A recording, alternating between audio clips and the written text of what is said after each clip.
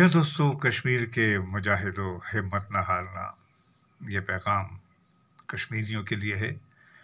Radio Pakistan Islamabad medium wave 585 kilo hearts पर programme आपकी पसंद में आपका मेज़बान आमिर अस्करी। स्टूडियो का नंबर 0519206995।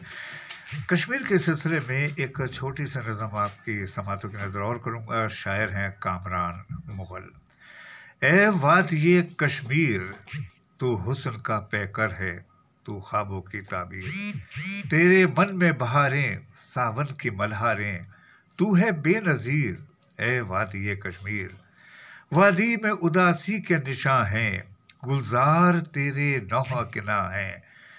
तुझे मुझसे गिला है, तेरा शिकवा भी बजा है, अब गूंजेगा एक नारे तकबीर।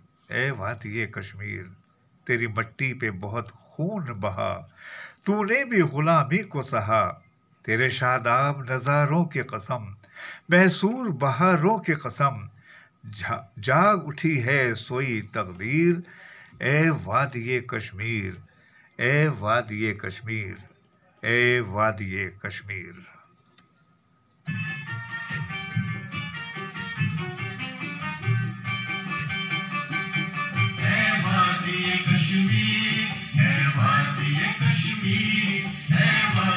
कश्मीर,